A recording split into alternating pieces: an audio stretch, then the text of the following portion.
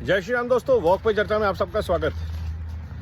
Election के परिणाम आए और बहुत ही क्लोज फिनिश में एनडीए अलायंस और बीजेपी जीती है।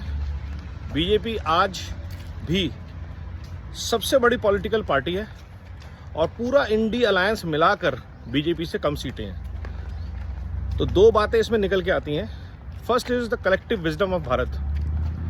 भारत ने इस बार जो मैंडेट दिया है उसमें उसने एरोगेंस ऑफ बीजेपी लीडरशिप उसको करारा जवाब दिया है। At the same time Bharat ने इंश्योर किया है कि जो अराजक तत्व हैं, जो देश को लूट झूठ फूट और भ्रष्टाचार की राजनीति से भ्रष्ट करना चाहते थे, उन लोगों को उसने आने नहीं दिया है। हैविंग सेड दैट, नए नए आयाम यूपी के अलावा अगर आप देखें तो भाजपा ने ऑल इंडिया लेवल पे एक बहुत अच्छी परफॉर्मेंस दी है, वोट शेयर को बढ़ाया है, which is a positive sign for the party, it's cadre and ground support. Has this election dented the image and the brand Narendra Modi?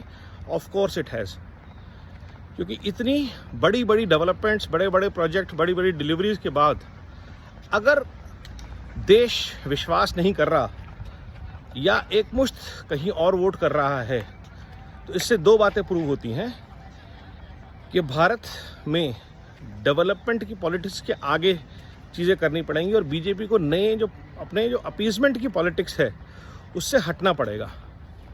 Zero appeasement is the की।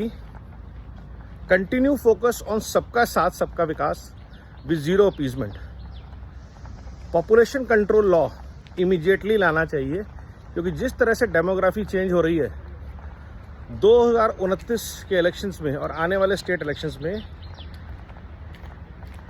Chance कम बचेगा डेमोग्राफिक डिविडेंड पे खेलने का। The voting will be against BJP. तीसरी सबसे बड़ी चीज़, crackdown on corruption सिर्फ कहा गया, हुआ नहीं। कुछ नेताओं को जेल में डाल दिया, कुछ पैसे वसूल लिए। भ्रष्टाचार की जड़ ब्यूरोक्रेसी, पॉलिटिक्स और कुछ बिजनेसेस का नेटवर्क है, नेक्सस है, उस पर क्रैकडाउन होना बहुत ज़रूरी है। और मैं बार बार बोलता हूँ, उसका एक बहुत बड़ा एग्जाम्पल नोएडा है। तो यूपी ने भाजपा को बहुत करारा जवाब दिया है और अगर आप नोएडा को यूपी का ग्रोथ इंजन मानते हैं तो यहाँ से स्टार्ट कीजिए और भ्रष्टाचार पे जो क्रैकडाउन है उसको अंजाम तक पहुँचाइए। सिर्फ कहने से काम नहीं चलेगा। We need results now. BJP needs to go into a collective from a single hero narrative. The team has phenomenal deliveries from multiple ministers. The whole team need to grow and go faster in a public space. That's the key. और जो भी arrogant BJP leaders थे उनको देश ने बहुत अच्छा जवाब दिया है कि भैया, आप काम करने के बाद अगर ज़्यादा बकवास करोगे तो जनता बेवकूफ़ नहीं है। एरोगेंस किसी को पसंद नहीं है। आप मालिक नहीं हो, आपके संस्कार और संस्कृति नहीं है कि run down people, and all those people who did this have been taught again a lesson. Most important thing is, सरकार बीजेपी की बन रही है, सरकार मोदी जी की बन रही है और यहाँ से एक मौका मिलता है अपनी गलतियों को सुधार के आगे बढ़ने का, अधूरे कामों को पूरा करने का, नई प्रगति के लिए नए विश्वास के साथ दोबारा लगने का। और इस बार टीम बीजेपी और नेक्स्ट राउंड ऑफ लीडरशिप को तैयार करने का, and prepare BJP and the country for after Modi scenario.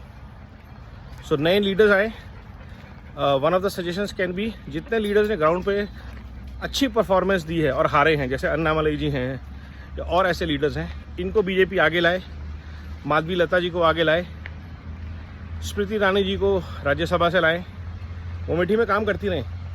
But all these young dynamic fighters should be brought in to the core team. Shivraj Singh Chouhan को लाया जाए, परफॉर्मेंस को दिया जाए वेटेज, और योगी जी को फुल सपोर्ट दिया जाए ताकि वो अपराध के बाद भ्रष्टाचार पे एक बहुत ज़बरदस्त तरीके से क्रैकडाउन कर सके। यूपी का जो रिजेंटमेंट था वो निकल गया but UP as a state is today अपराध मुक्त, उसको आगे बढ़ाना बहुत ज़रूरी है। और ये सबको पता है कि किस पार्टी में सबसे ज़्यादा गुंडे हैं, माफिया हैं। तो जैसे माफिया का सफाया हुआ है, मैं पहले भी बोल चुका हूँ ये बात, अपराध के ऊपर भी ऐसा क्रैकडाउन होना चाहिए, करप्शन के ऊपर सॉरी।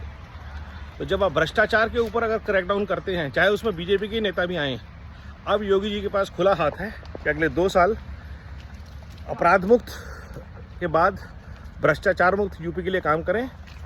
और टर्न अराउंड स्टोरी होगी कि भाजपा यूपी के इलेक्शन में ओवरवेलमिंग मेजॉरिटी के साथ कांग्रेस सपा गठबंधन को कुचल के वापस सरकार बनाए। नहीं तो नतीजे आप सबके सामने हैं। जनता ने अपना मैंडेट दिया है और आपको अभी डराया है, हटाया नहीं है। अगली बार शायद जनता इतनी शालीन नहीं होगी, विश्वास नेतृत्व में हो सकता है, लेकिन नॉन परफॉर्मिंग एमपीज़ को दोबारा मौका नहीं देना चाहिए।